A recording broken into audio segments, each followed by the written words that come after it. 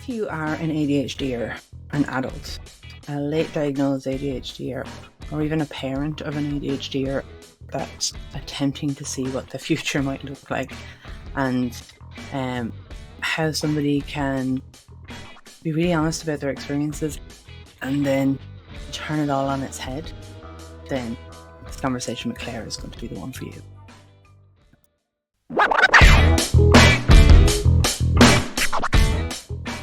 Thanks a million for agreeing to do this with me today.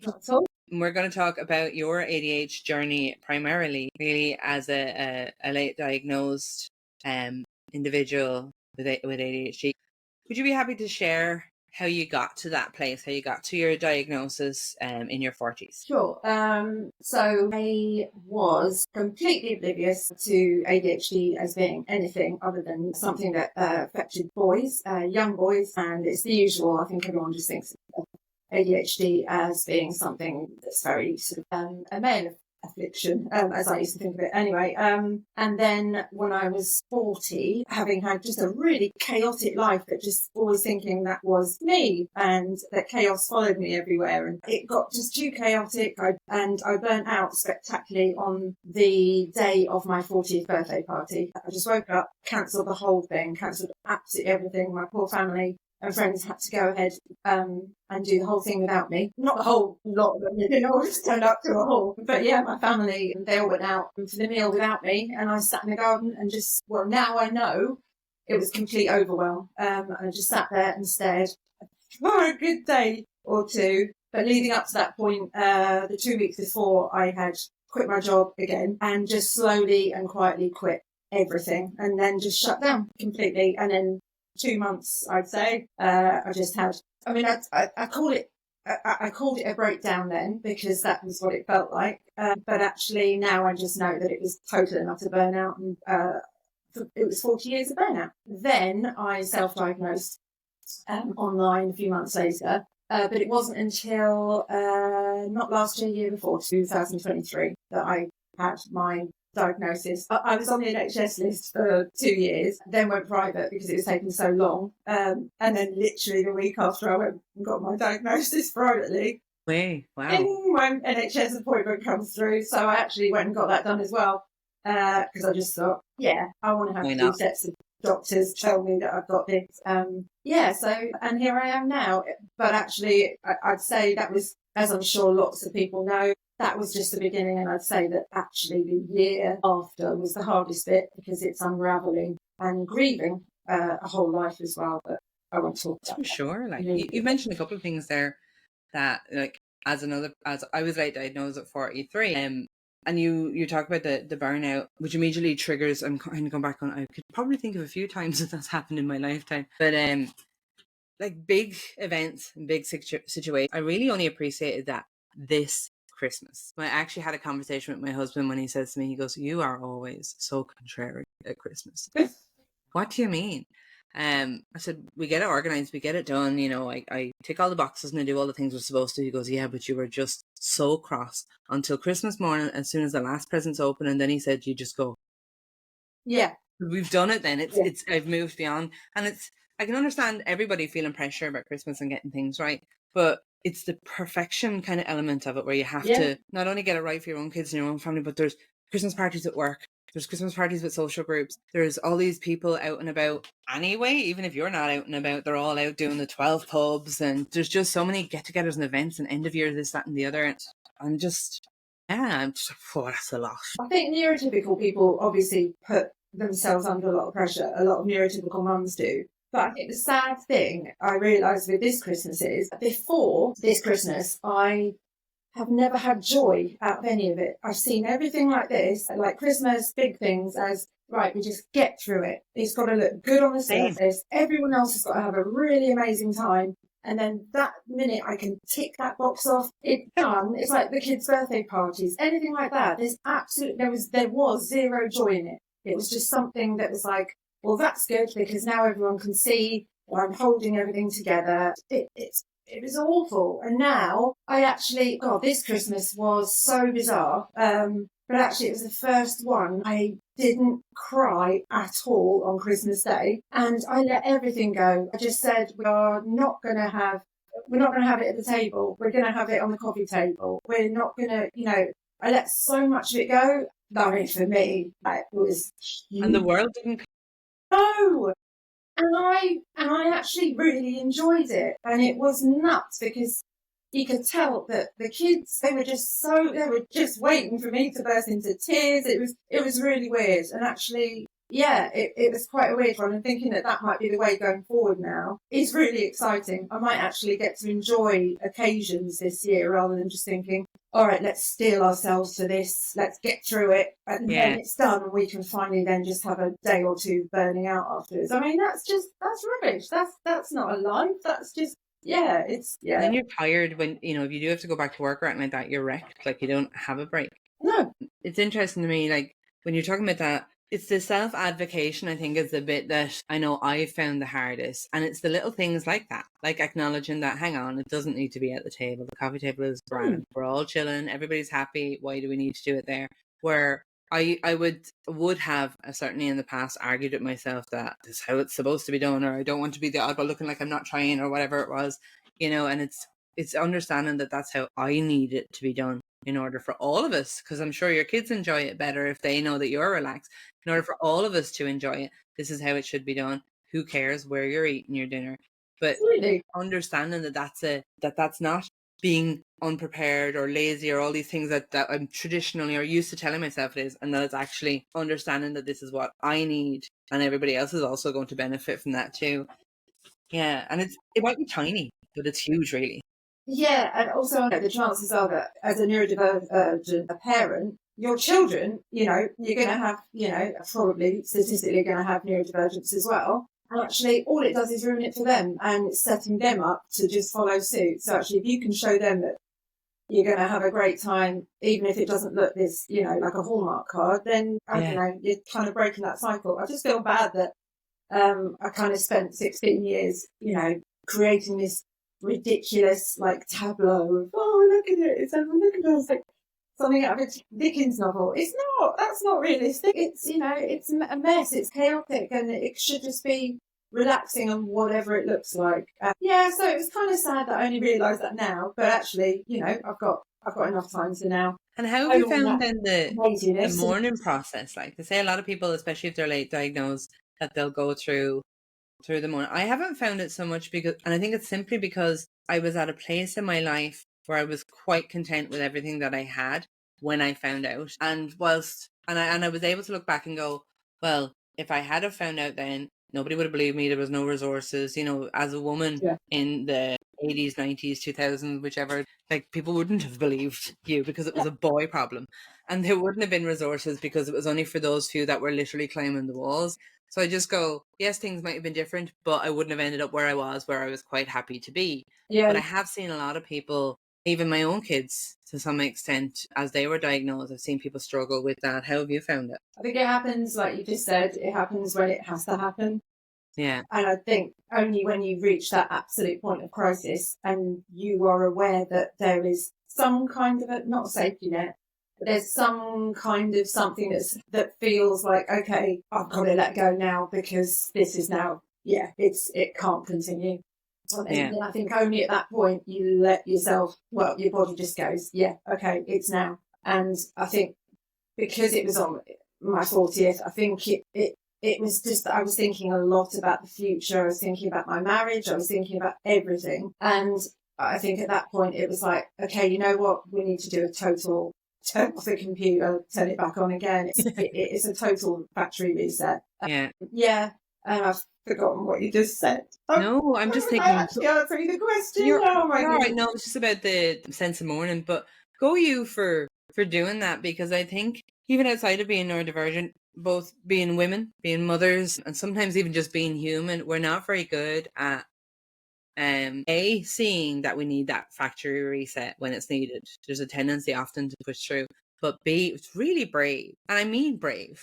And not in any patronizing way, because I don't know if I have it in me to do it. It's really brave to be able to go, no, I'm drawing the line here. Like, this is where all of this stops. It's too much or not right for me or whatever it is. and I'm going to reevaluate the situation and move forward with things that nurture me, that keep me at my best as such. And it sounds, the words make it sound like it's something that's going to be easy to do, but when you have a partner or a job or kids or a house, all these other things, like, that's a big it's a big decision to make, and an even bigger one to actually see through. And I have the greatest admiration for you doing that. Even thinking about it, sometimes I go, oh, I don't know, would I be and then I just move on. Yeah. Fair dues.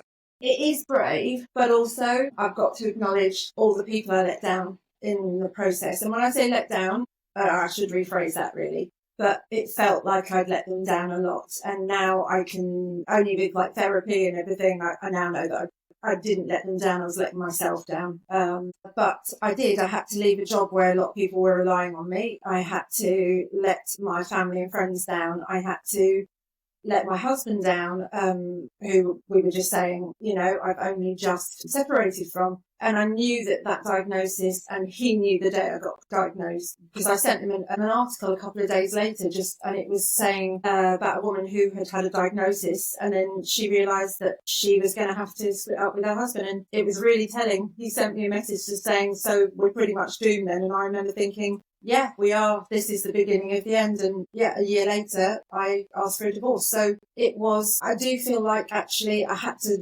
unfortunately that reset sometimes means that you've got to just start from scratch, which is not great. Obviously, the children, you can't just go, sorry guys, can you just pop somewhere else because mummy's starting again. But everything else literally had to just go. And a lot of friends had to go. Well, they'd already started to go at that point anyway.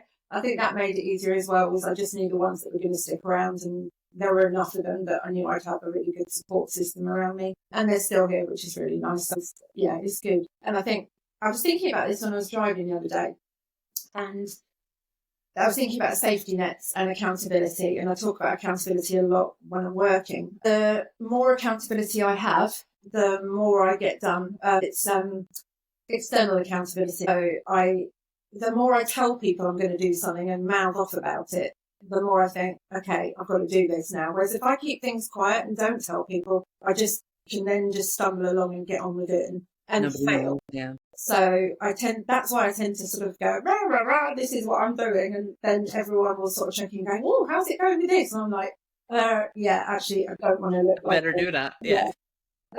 And with safety nets as well, I think in relationships, without going into too much detail, I think with relationships, if you're an ADHD woman and you've been married to someone for years and they've got to know this version of you, I think probably you've also kind of settled into a dynamic where you've let them help you, and they've maybe wanted to fix things for you to help you, and then you end up one day realizing you can't do anything, and you just end up, then it's easy to get into debt. It's easy to let all these not healthy behaviors come to the surface and just keep going with them, really. And yeah, so I'm only realizing now just what a pickle I got myself into, and now I'm having to learn all of this again. It's a bit embarrassing at age 46 having to, finally work out how my mortgage is paid and stuff like that. It's dreadful to have to admit that, because obviously my friends have been doing this for years. Some of them haven't, but actually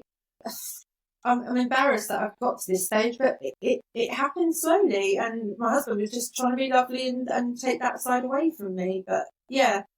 There's plenty of people that even today are learning how to use washing machines for the first time. So I wouldn't worry about that. Even outside of ADHD, some couples will part and they'll realize there's things like, I can cook. I used to cook better when I was younger, post school, but I'm not interested in it. My husband cooks all the time. He's interested. He's really good at it. If the two of us were to part ways tomorrow, I would be living on fish fingers and waffles for the next 10 years, because I just don't care for it. But in the same vein, like what you're saying, I had a discussion with my husband recently after speaking to a friend of mine in work whose wife was diagnosed with ADHD. And he was saying that she had gone away for a few weeks, it was 3 or 4 weeks, just to get her head around it all. And he said that he realized that over those 3 weeks while she was away without him, how much he didn't have to do. And I was like, tell me more. I don't understand. Because I went back to my husband with it after. It's just what you're saying. I hadn't really appreciated that at all. And And he was saying everything from like, in the case of my husband, it would be a case of if I'm going out the door, he'll be like, have you got your keys? Have you got the tickets to wherever you're going to? Did you put fuel? He'll put fuel in the car because he knows I'll leave it to the very last minute. I'll do it. But he'd rather know it's done in case for some reason it doesn't work very last minute or air in the tires or whatever. You know, he'll always leave out food because he knows if I get hyper focused and I could lose the whole day and I won't, or he'll come, so every now and again you'll see an arm come in the side of my screen with food because I'll forget about it and then I'll go downstairs and I'll get my way through a packet of Penguin chocolate bars or something like that instead. All those little things that I thought were just kind of quirky, and I realized what they are. And I remember coming home after speaking with my friend and saying it to my husband after. I said, do you feel like that? I said, do you feel like you're actually having to mind me, is the way that I had put it. You know, I understand all the things that you do. I said, the more time I spend thinking about it, the more I realize what you do. And he was like, well, yeah. We actually holiday separately a lot, which I know my mother can't get her head around. He takes 3 or 4 days a couple of times a year and he goes off and he drinks coffee and reads books in the quiet because he's a stay-at-home parent, so he gets away from all of us. And I tend to go with my sister. Sometimes I'll go with him, but I go with my sister because me and her like to just eat, sleep, and go to spas and things like that and nice cafes, whereas he likes to walk all over the city and see everything all at once. And I'm like, no, thank you. But we got to a point where we understood that. And I think what I've learned since then is, since the diagnosis really, or since that conversation with my friend, is to identify how many things he's doing for me and to try, in my case, to try and identify if there are things he's doing for me because he likes to, and it's an act of love, if you know what I mean. Yeah. Or is he doing them for me because he doesn't think that I can do them? Or I've never shown him that I can do them. And trying to identify those things and figure, or just even to talk to him about, in my case, about like whether I am capable of doing those things or whether it's just a shortfall for me. Like, you know, the biggest one I do all the time is there's 3 flights of stairs between this room and the kitchen downstairs. He's always in the kitchen. I'm always in this room. So if he says to me, when you go up to your computer, will you make sure and do X, Y, and Z? By the time I've gotten up to my computer, I haven't even remembered I was speaking to him. Never mind that I have to do X, Y, and Z. So he sends me a message on WhatsApp because he knows it will pop up on my computer when I get here. And then I'll do the thing and send it down to him. And my kids have learned that too. And I'm like, I should really figure out, but I have never figured out a way of remembering it other than saying out loud, you know, I don't know what it is. Send the bank details, send the bank details, send the bank details as I'm going up the stairs. Yeah, that's what I do. If I stop for anything on the way up, forget about it. I'm not going to do it. Short-term memory is terrible. But, you know, something like that works out how to manage you. Yeah. And you don't even realise they're doing it.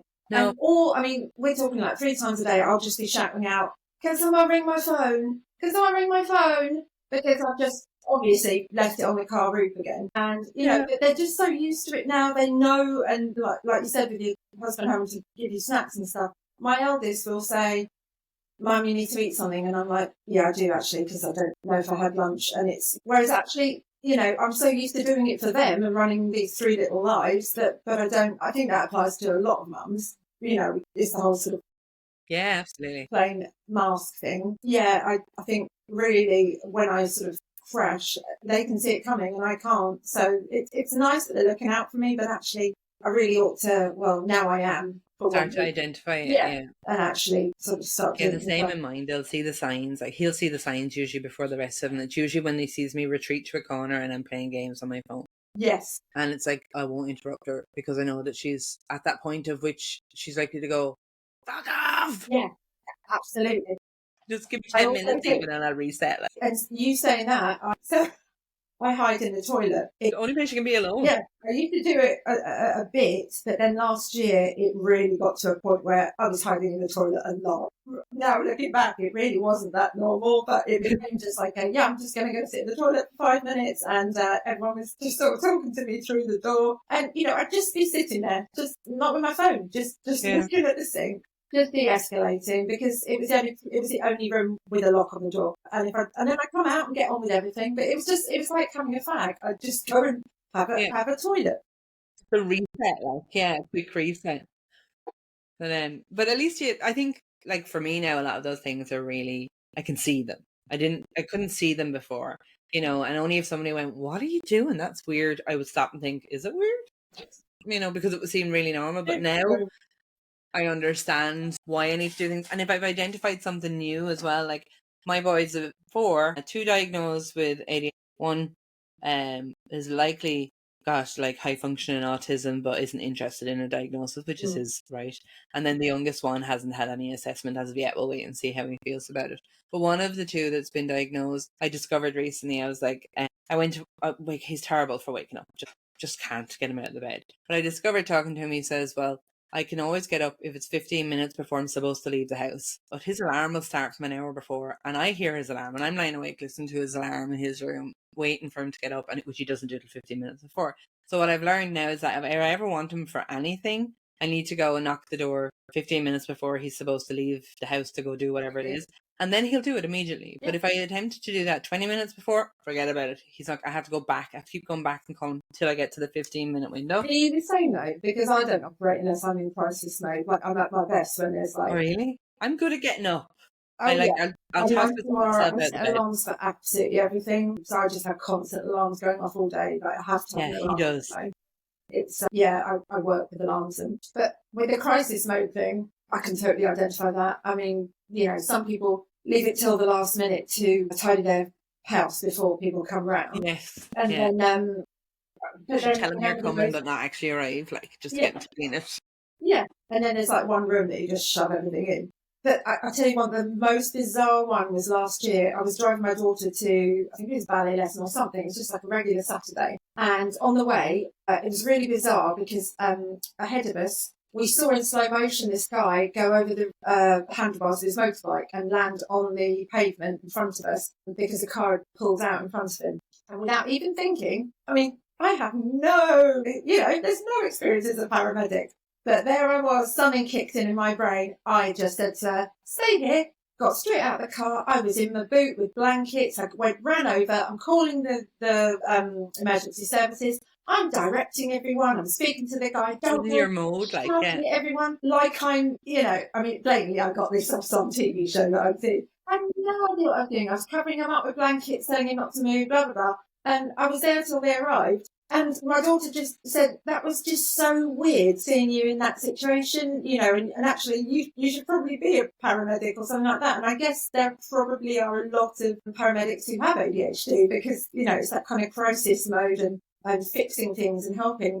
But it's just bizarre that I kick into that, whereas I should just sit in the car and look after my daughter. But no, it went to that extent. But that was magic to see when you see somebody go into that mode. Like, I used to work in bars years ago before I ever got into any kind of corporate work, and I was always at my best when it was like when everybody else behind the bar was going, oh my god, we're getting slammed, what are we going to do? And I'd be flying it, no problem. I'd remember orders for miles. I'd have everything, just so, and I'd never, I would be just really, really on form. Like, and the same when I used to work in support centers, when there's a big crisis and everybody is calling in looking for support, then I was calm as anything and flying through it. The same thing, like, it's just, I guess it's what we're built for in that sense. But I'd love to have been able to apply it to things like, making sure lunches were organised for school. And when it comes to anything useful, it's not like we're going to apply it to that. I used to think I was like an amazing multitasker, and now I realise it was just because all the windows in my head ever are still open. Yeah. Which comes in handy sometimes, but like you said, I'll just stand there with I'll tell you what, I made a real rub for my back. I'm vegan. And did you need another challenge? That's a long story, but and I can't go back now. It's been 7 years, and wow. I've just looked like such a knob if I did. My eldest is vegetarian. My daughter is she'll just strip a chicken with her hands, and she loves meat. And my youngest is just on a ASD beige diet. So every single mealtime, it's just like me with pots, pans, kettles, that whole thing. It's like a scene out of The Bear, and I'm just shouting, and it's nuts. But it all gets done, and everything gets to the table on time, and then I'll just sit there and weep into my dinner. I'm going out afterwards for an hour straight off to the toilet. Yeah, I don't blame you. Yeah, so maybe, I don't know, there's all these careers that I probably would excel in, like, working in a kitchen, working in a really, Wall Street or something, just be permanently burning out every single weekend. So here I am working for myself, because now I'm my own boss and I can, I can get away with it. Which actually nicely brings me to the next question I have, as such That there was a is, good segue, wasn't it? well done. So you created Crash and Learn. Tell me about what, I guess, inspired you to do it, and how it's supporting women in their networks. It's quite funny because actually I had been talking to schools and going around since the diagnosis and doing some sort of building up a portfolio but not charging. Just wanted to just go around and talk about it all because I've done so much research. And then I started to work with HR departments, and this is where my sort of marketing experience and everything had come in. And it was going really well. And then there was an advert for doing a TEDx talk. Obviously, for me here, I fill in the form and think, yeah, that'd be amazing. And then I got it, which was really weird. And there were like 370 people that went for it in St Albans because it was the inaugural one.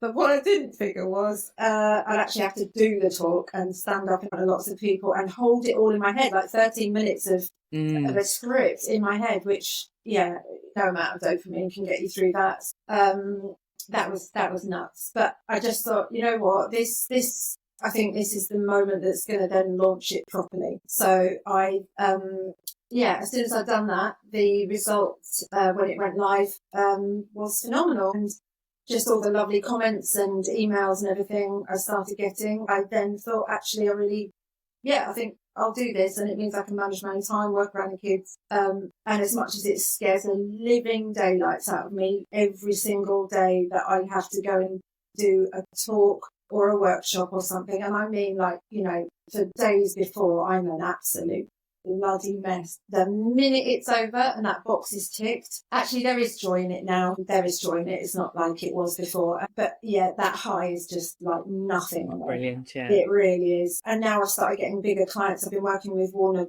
Discovery, and that was nuts. And they asked me to come in a second time and do it. And I was like, God, that wasn't a fluke. You actually thought it was, you thought that was worth hearing again. So it's nice. It's just really, really incredible, the question and answer sessions afterwards, and working with girls. I don't work with anyone that's below sixth form age, but working with these girls' schools and the school that my daughter goes to, and local places and companies, and just, I don't want to say, it's nice to give something back, because that sounds so worthy, but I just feel like I'm useful, and it's really nice to feel useful for the first time in years. Yeah, and hopefully it's going to stop a bit of the eye rolling, because the talks that I do, they're very, very open. They're very uncomfortably frank. And, but I insist on giving those raw details, because I think there's so many harmful assumptions and stereotypes about ADHD women. And I want people to know that it is not just about hyperactivity and lack of focus and being,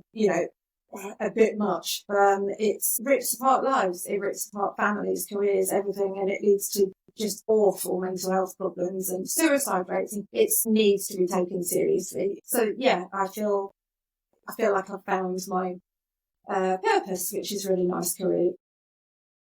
But what was the key message in the TEDx then? Was that it? The key message was basically about about my 40th, and it was about living an authentic life. It was about masking, which everyone does to an extent. And it was just saying, look, it took me this long to take my mask off, and now I don't want to put it back on because it's so harmful. And the only way that we're going to stop younger people from putting that mask on ever in the first place is if everyone around could just, bring their bullshit down a bit and not pretend that we're all doing okay. Inclusivity is never going to be, inclusivity is a bit of a buzzword. And I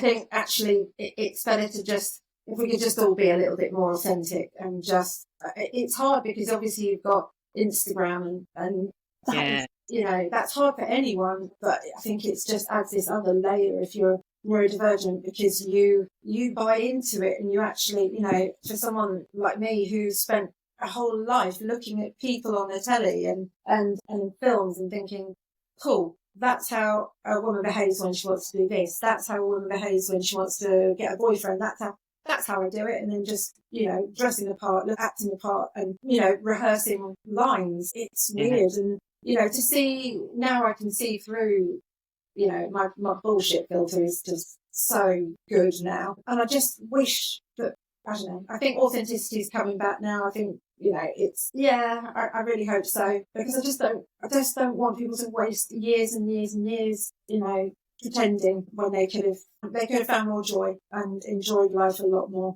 and not wasted so much time just, burning out. Absolutely. I think a lot of just hearing what you're saying there about, the masks you put on and stuff. I know I would have had, a theatre group I was friends with when I was younger, and then I would have had school friends, and then I might have had people when I was slightly older that I worked with, because I would have worked from when I was about 14 or so. And when I think about it, if all of those people had been in one room together, I would not have known how to behave. Would not have had a clue, because I was different with every single group, including family as well. And it's hindsight is great, like to look back and do those, but the panic that would strike me if I ever met one from another group while I was with a different one, Yeah, with totally. regards how to behave, and I wouldn't have understood it at the time, but understand it now why it made me so anxious to mix those two things together. Yeah, because you have a collection of masks that you put on and it's kind of people pleasing, and it's also just it's just like social currency, isn't it? It's just social. It's just to fit in and not have anyone realise that you are struggling. Even though at the time you don't obviously know what it is because you weren't diagnosed. You just knew that you liked being accepted and... Yeah. Fitting in was important. Yeah, totally. That was the key to it all. And if you felt like you were being accepted, then that's all that really, really mattered. And I used to think that was just a child thing, and then I thought it was just a teenage thing, and then I thought it was just an early 20s thing. It never stopped trying to do it. And then as soon as you get to a point in which you're not masking anymore, and you start to realize that the friends you keep beyond that and the people who stick around beyond that, then it's much more authentic, like you say. Yeah. Wow, it's like eating really expensive chocolate after eating the really naff stuff for years. It's so good. Yeah, it is. It really is. And also, you don't have to keep up with all that bullshit that, there's music I don't really like that I listen to for ages. But there's all this stuff I used to do, and I can't stand it. And I guess that comes with age as well. Yeah. But also, yeah, it's just so nice just being the version of me and walking into rooms and just, I think a lot of people can't handle it, and that's fine. They have to take it or leave it now, really. And it was a shock to a lot of friends. They were like, "Oh, I'm not sure I really like this version of you." And it was like, "Well, this is kind of the one that I can do, really." Yeah. Yeah, if you can't handle it, then you're going to have to go. Yeah, which is a shame, but actually, I totally understand why. Better in the long term, at least you know who you've got. Yeah, there for the right reasons. Yeah, totally. Too, so you make customized strategies then for employers and educators. Like, how does that work? Have you some kind of examples that?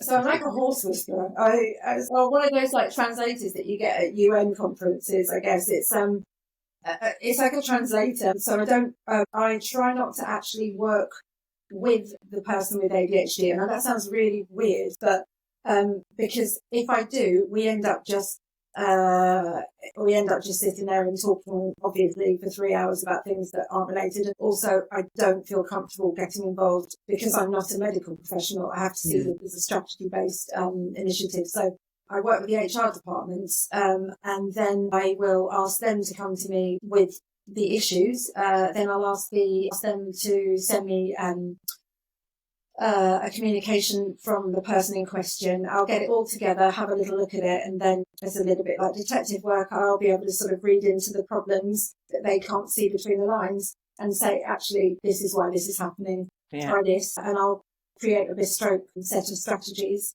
for them to try. And it's not really anything from, it can be as basic as lighting and a stand-up desk or breaks and things like that. But a lot of the time, actually, it's asking the questions that the person with ADHD is too afraid to ask. Once those questions are asked, a lot of everything changes for them. So I'll say, have you considered that? Have they mentioned any problems with paydays and debts? Have they mentioned there are any problems at home? Have you noticed that they are drinking a lot of water suddenly? Have you noticed that, so all these questions that I know about, have they taken lots of time off? Have, this, that and the other?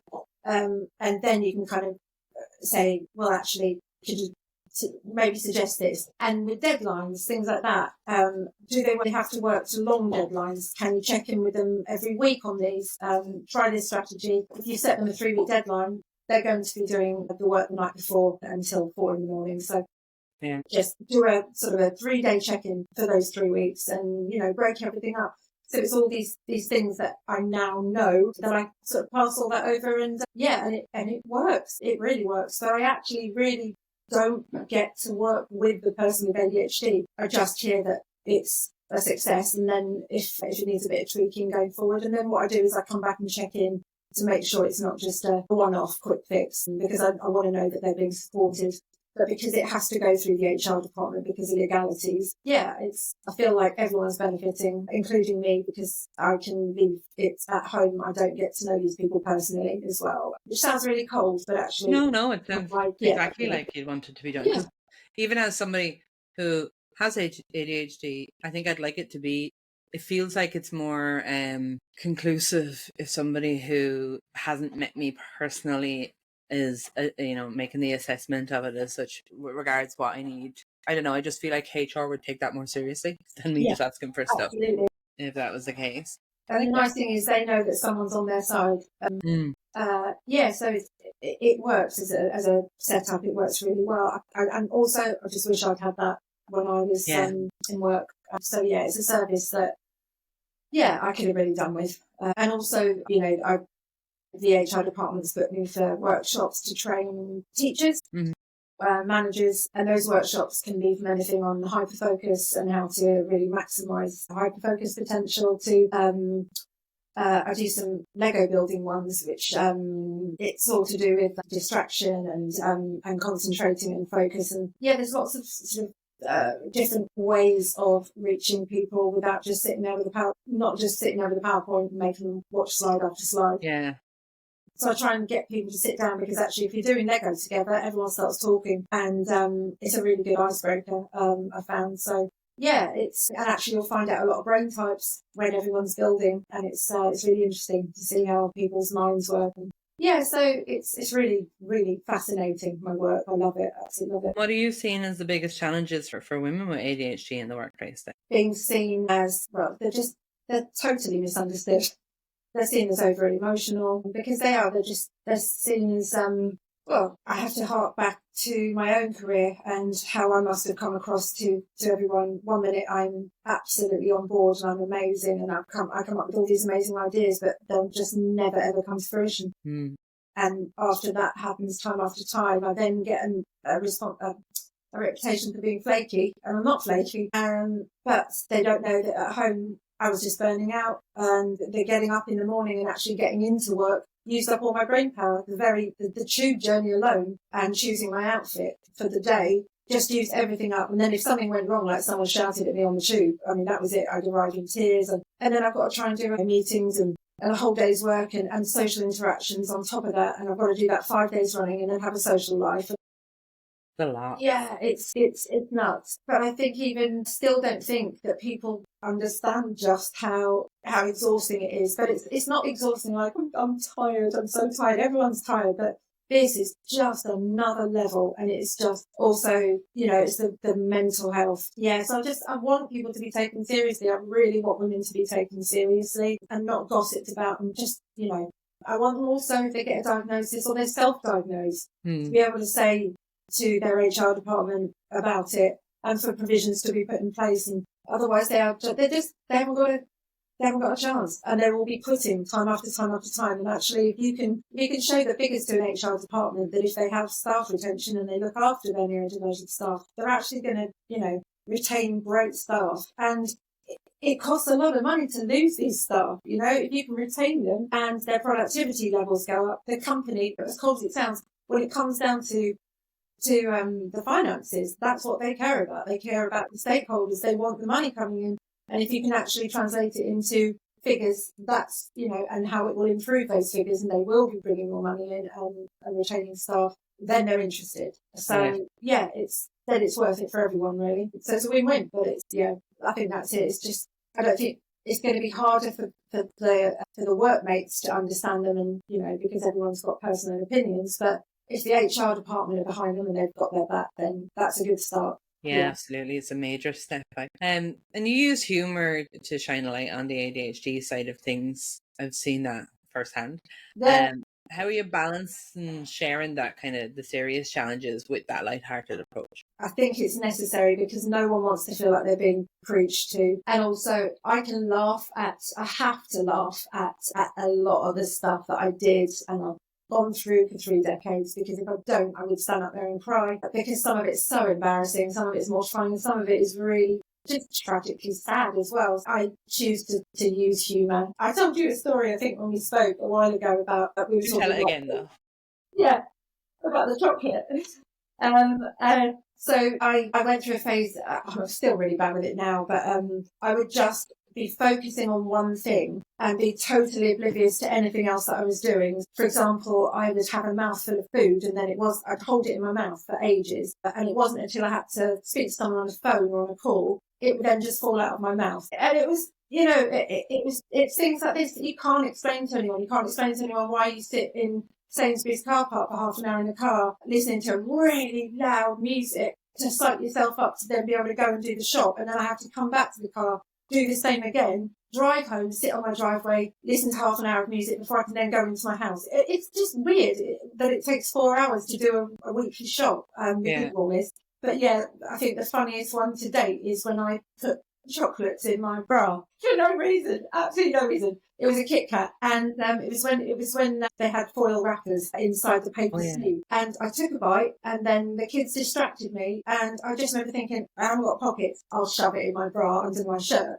Dropped them off at school, went into London, and then in a meeting, I don't know if someone told me or whether I just looked down and just saw that, yeah, my tits were just covered in chocolate. Everything was just covered in chocolate. How do you explain that? Yeah, you can't. You just look at everyone, and at the time I just remember thinking, oh, well, I'm just going to cry. That's the answer to this. Now I'd just be like, oh, well. Yeah. I'm going to deal with that later, and we'll deal with that. How much of it can I salvage? Yeah, exactly. Or, or just point to it, ADHD, you know what I mean? It's like, it wouldn't bother me in the slightest.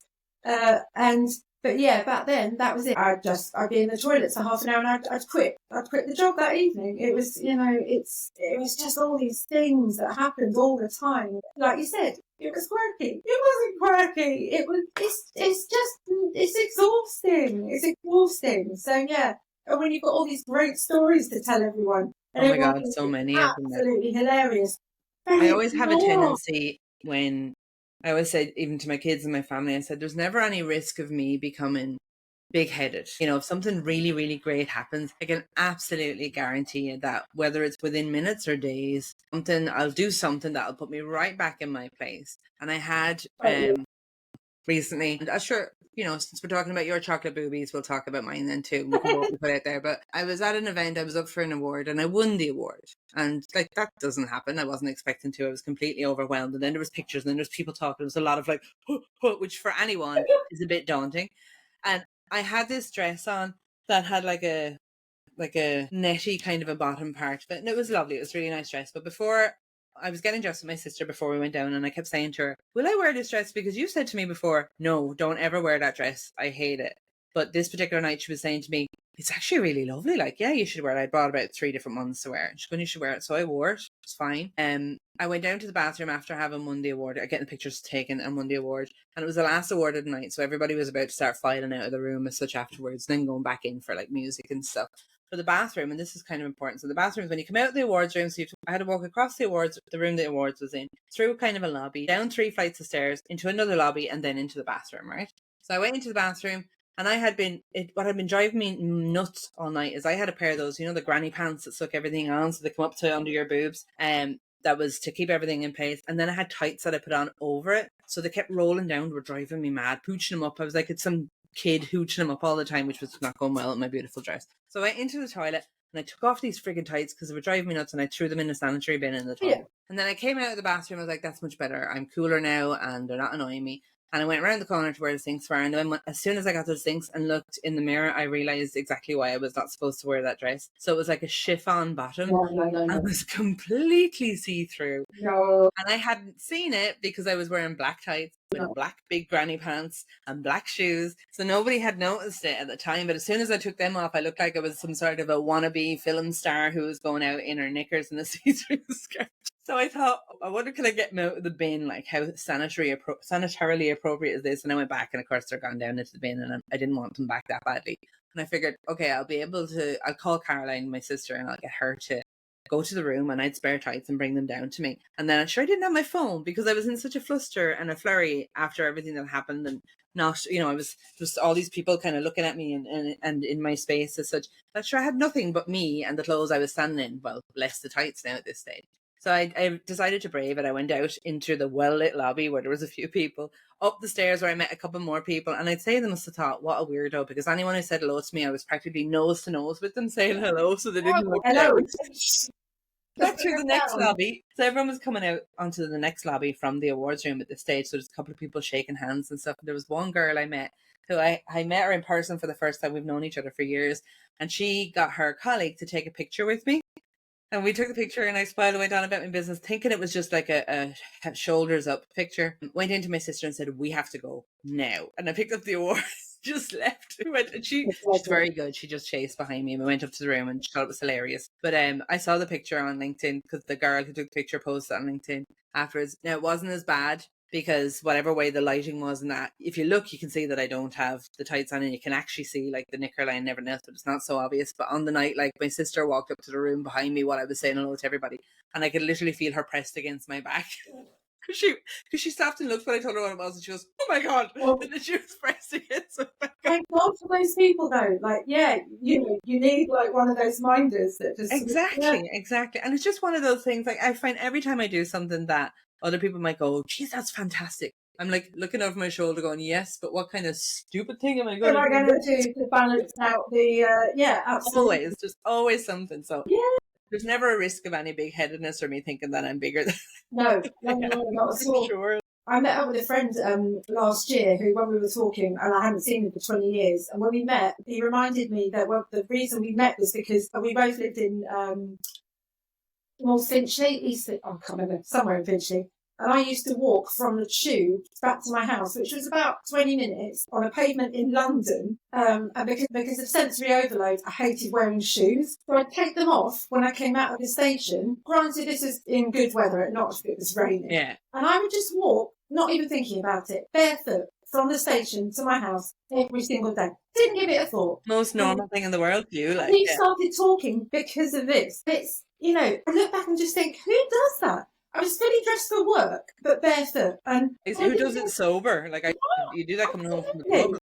But it was just like, oh, that's really irritating me. And then when I'd done it twice and it felt good, I mean, I don't know how I didn't get, tetanus or, it was, oh God, anyway. But it's so appropriate in the moment. Like, had the knickers in my coat pocket and then putting them out like randomly on a train or something. And thinking, why have I done that? Like, why did I put that there? And just putting random stuff in places it doesn't belong. And And I'll forget within seconds. Like, I could put something like that in my handbag, and I'll leave the house, and I'll be talking to somebody, and I will pull it straight out of my handbag afterwards and totally forget that I had put it there. So it's not like I'm accidentally pulling out, or it's not like I'm pulling it out to show everybody how like brassy I am or whatever. Oh, and that's there. Yep, cool. Makes perfect sense at the time. There's many a trouser pocket or a coat pocket, something, you find the most random things in it. I'm like, what was I thinking? Like, nothing. Quite clearly. I mean, this is the other thing. I was watching Peep Show. I've been rewatching it, and there was a comment in there that Jeremy was listening to someone and saying, no, not listening to them, but watching them, and they were sort of silent. And he was saying, I've got to pretend I'm listening now and just make these noises. And that's what it's been like forever. In my head, I'm like, I can see you, and I can see your mouth moving, but you've got we've got eye contact now. You can't have both. You've either got my attention, but you're not going to have like me listening, or no eye contact, and then I'm actually listening, like moving around the room. So used to doing that. Definitely.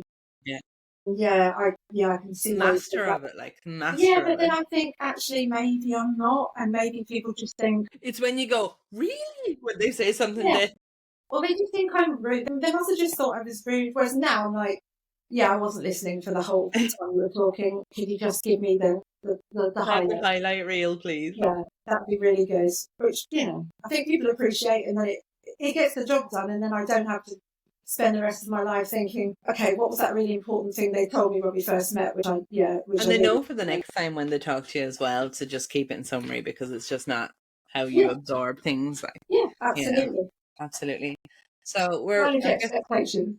Yes. So we're nearly up to time, I guess, but I want to ask you what's next then for the crash and learn side of things. Can people get involved or help or do something, to support what you're doing? Yeah, so phase 2, it was like you were saying about never getting too big-headed. Everything I did last year, I've got all this content from all the talks, everything. And of course, in the most ADHD way possible, I didn't do anything with it because it's so overwhelming. When I've done anything, that's it. I just keep it in a file on my desktop and I don't put it anywhere because I don't want anyone to see it or talk about it, or I just want it ticked and then I'll move on to the next thing. And that's not good.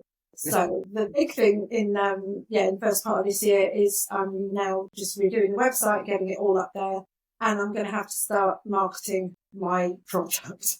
Because usually I just sort of approach or I wait for people I know to say, oh, Claire, actually there's this woman I know and they're looking for this, and I just do that. Whereas actually now I'm going to start going after the companies I want to, work for. Yes, that's it. It's to actually get my own stuff done and get it live. And when the TED Talk went live on YouTube, I did not post it anywhere. I did one tiny Facebook post and that was it. And who does that? Like, you're supposed to. You were told. It's great advertising. To promote the shit out of it. And I didn't. I hid it. I didn't want to tell anyone because I was so mortified about people watching it. And then I still haven't. And actually, that's a big one. I'm going to... It should be on your homepage of your website now. Yeah, it's going to be. And it's not doing too badly considering I haven't, which is lovely. But yeah, I've just got to start with the self-promotion of it and stop that from feeling so overwhelming. Yes. I've got to work on the overwhelm, the personal overwhelm. Yes. Yeah, and so it doesn't just end up as box ticking, and I can sort of sit there at the end of the day and go, cool, right, that was good. Now calm down and let's work out what the next bit is. Yeah, what's next? Yeah. Well, it sounds like 2025 is going to be proper interesting for you. Don't say that, because then it'll drink it and I'll end up crying over a donut again and it happen. Not at all, not at all. I wish you all the very best for the Claire, and we'll be keeping in touch to see how you're getting on. Thank you. Thanks so much, Jen. No worries, honey.